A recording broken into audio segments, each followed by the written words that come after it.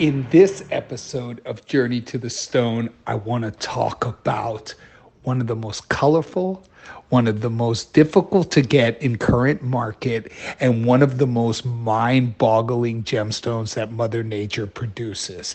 It holds all the colors of the most important gems in the world: the red of the ruby, the blue of the sapphire, the green of the tsavorite or the emerald. You've got colors, the yellows that come out of Canary Yellow Diamond. All of these colors mixed together within one location to create one gemstone. And that happens in Lightning Ridge, Australia.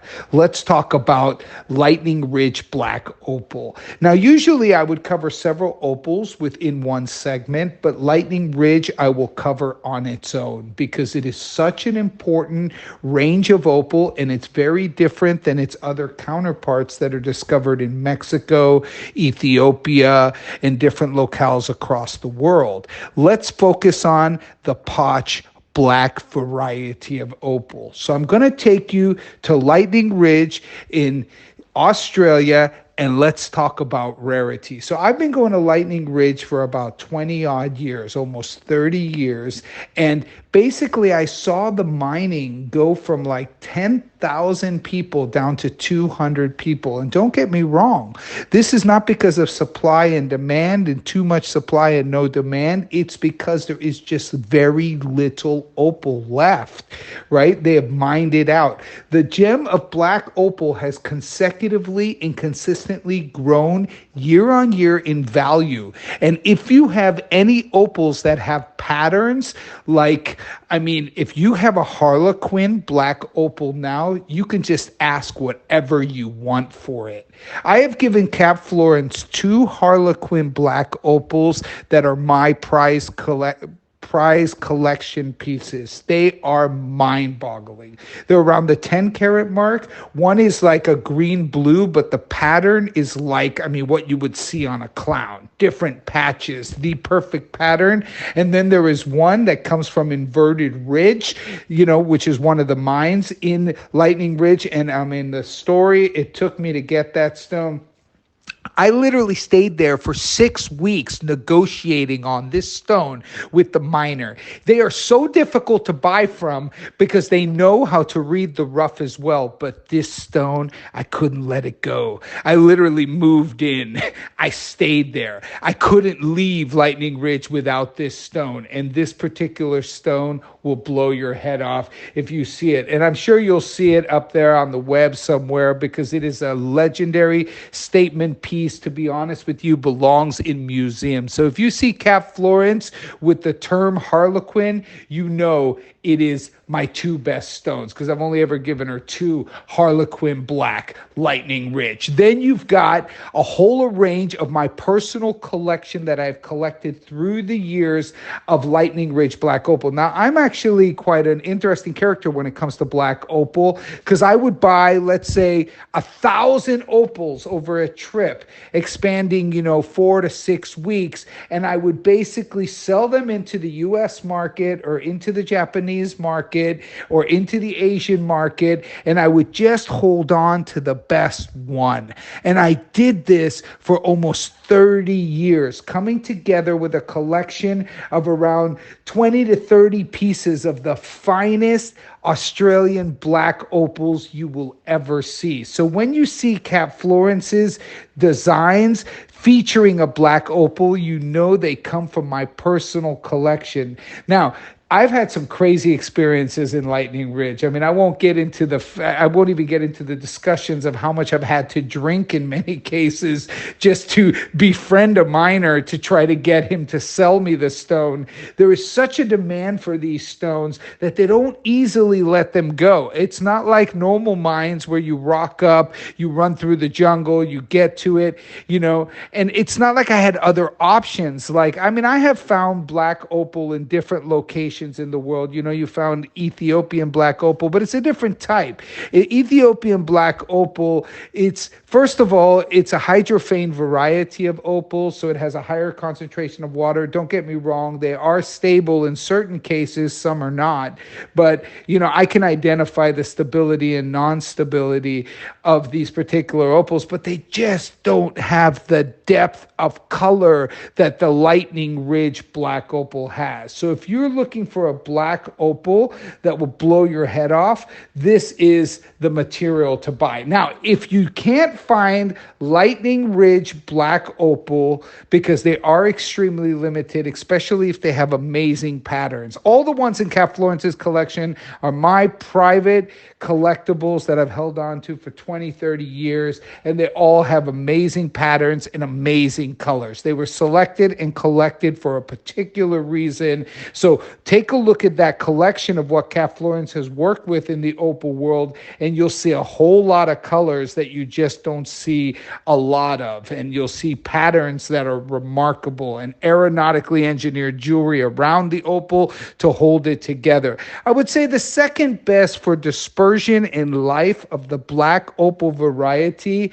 is the Indonesian opal. What's interesting about the Indonesian opal is it's strategically located between Australia and Africa, where the Welo Opal is. So it's actually a hybrid variety of the hydrophane and also the potch body type. So if you look at this particular opal, you got the crystallization very similar to the material that comes out of Ethiopia or Mexico, but you have a darker body color, sort of like a darker canvas that the painting can go on, because opal is basically Mother Nature's painting on a gemstone. And what she's doing is painting, and the darker and deeper color the canvas is, the more pop of color you're going to see.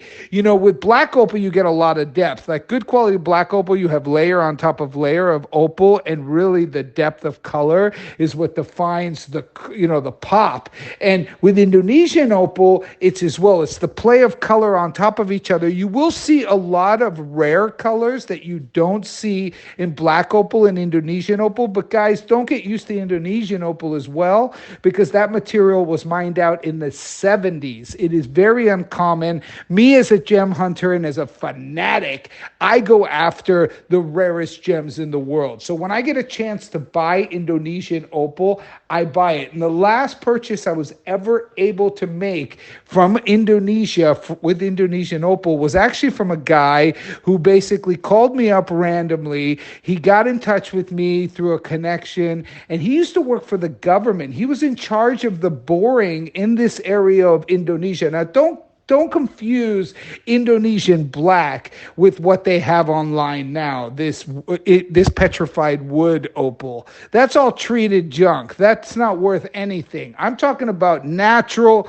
black opals from Indonesia. They're more like they tend to be more like I would say a cognac black. They can go from brownish to black, but there are some black varieties, some gray black varieties of Indonesian opal that can set you back 5 digits per carat, just like their counterpart in Australia, because the local market in Indonesia is always, look, we're dealing with a population of hundreds of millions of people, a deposit, which is their national stone, that depleted in the 70s, and therefore there are collectors within Indonesia that are also looking for black opal. But anyway, I got a call from this guy who did the boring in the 60s and 70s. Old fella, flew over to Indonesia, sat down with the guy. He dumps out this bag. I nearly fell off my chair. I'd never seen Indonesian opal I seen 5 or 6 stones around selling for 10, 15,000 a carat. And there he had a whole bag of rough material. Because what they used to do is they used to dig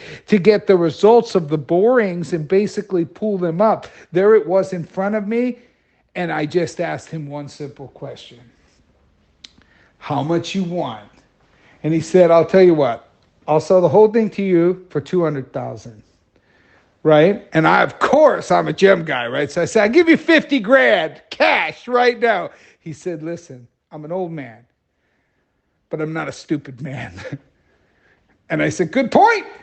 I paid him his 200 grand because I'd never seen it before, right? Anyway, he won that one. Ding, ding. Gem hunter lose, miner win, or guy who worked for government won. But that was the only time I ever got Indonesian opal in any significant volume. Very, very beautiful. But if you want the opal that has caught the world by storm, that people are aware of and people do know, it's the Lightning Ridge Black. Now, don't get me wrong, you got other opal deposits that come out of Andamuka, you've got Coober Pedy, but they don't tend to have the black body like the Lightning Ridge material. Now, I've met some characters in Lightning Ridge, 8 Mile Under, Inverted Ridge. These are different names. The names that they name these mines in Lightning Ridge, it's like everybody gets hammered and then comes up with a name for their mine. It's ridiculous. But it's cool. It's part of the the situation there. You go, you hang out. But it's interesting to see what's happened. And this is always the problem with natural gemstones when you bring into the fact that you're dealing with Mother Nature, right? Is these gems are finite. So once a long time ago, 30 years ago, there was, 10,000 miners in Lightning Ridge. Now there's like 300 people, right? So unfortunately, it will become a thing of the past. There's no doubt about that. And I'm grateful because I look at my collection and I look at them and I go, wow. And I see Kat and the art she puts around these pieces and the effort. And, I feel grateful about that. But, Lightning Ridge, if you have one or you bought one during your trip to Australia over the last 20 or 30 years, just hold on to that stone. Prices are only going up because there is no supply in the current market. Even if you bought it from a jewelry store, as long as it's a full opal and not a doublet or a triplet. And a lot of people would want me to explain a doublet and triplet is basically when you have a very thin layer of opal and they basically put quartz on top of it, and it's basically it's a man-made thing, right? They take a slither of opal and they basically just top it with, some glass, crystal, or whatever, just to make it look like an opal. But if you have a full solid opal and you have something from Lightning Ridge, look after it, hold on to it, wear it loud and proud. These babies are getting rarer and rarer, and prices are soaring and supply is diminishing. But they are Mother Nature's art. They are one of the rarest geological phenomena in the world. The way they form is really remarkable. And if you want to know, I'll just take you through it because this is exactly why I do, these episodes in this podcast, is to educate people on how these gems formed. I don't like to get always into the technicalities because I don't want you falling asleep, but I will explain it the way that it's simple to understand. This is how opal is formed. Water falls into the ground. So water falls from the sky and it seeps into the ground. It seeps. And in the ground, you have something called the water level that goes up and down and up and down, right? As more water falls, the water level in the ground goes up.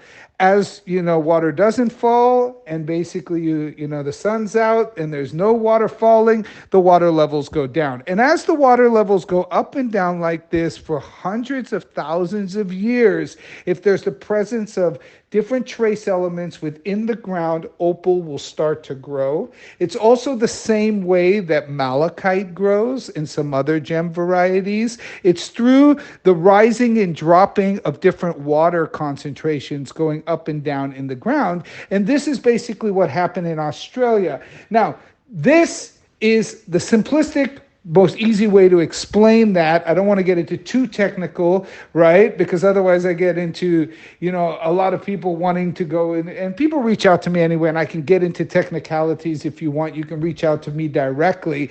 But I hope you enjoyed my explanation of the opals. They are rare. They are not common.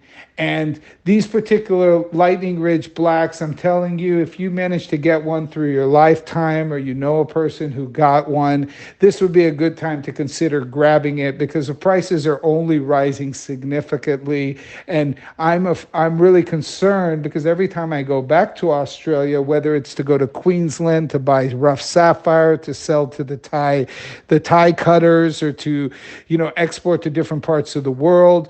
I just seeing less and less of this material, right? So hope you enjoyed my episode on Lightning Ridge Black Opal. Stay tuned. Coming up, I will talk about other types of opal in a different episode. Love to all. Have a wonderful day.